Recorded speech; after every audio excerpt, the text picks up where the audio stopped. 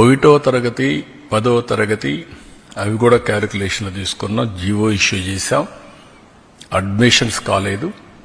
Admissions అవుతానే వాళ్ళ account కూడా తల్లుల అకౌంట్కి డబ్బులు వెళ్తుంది. ఇంకొక పక్కన తల్లి లేని పిల్లలకి వారికి తండ్రికి కానీ లేదంటే ఎవరైతే గార్డియన్గా ఉంటారో వాళ్ళ అకౌంట్కి ఇస్తున్నాం.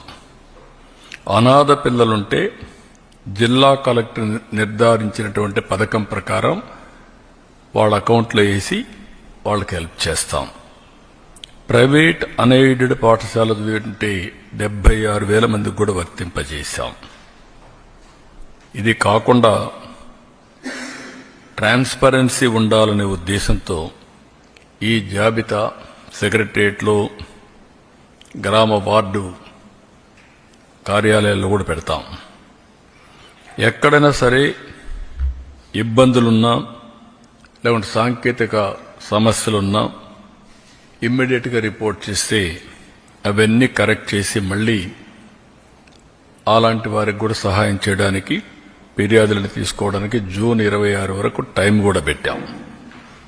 30వ తారీఖు తుది జాబితా పెట్టి అక్కడి నుంచి ఇవన్నీ కూడా అమలు చేస్తాం.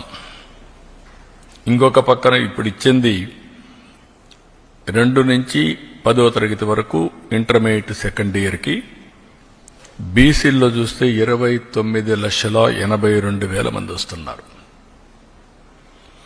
ఇంకొక పక్క ఎస్సీల్లో 11,76,000 మంది వస్తున్నారు. ఎస్టీలు 4,26,000 మంది వస్తున్నారు. మైనారిటీలు 66,500 వస్తున్నారు.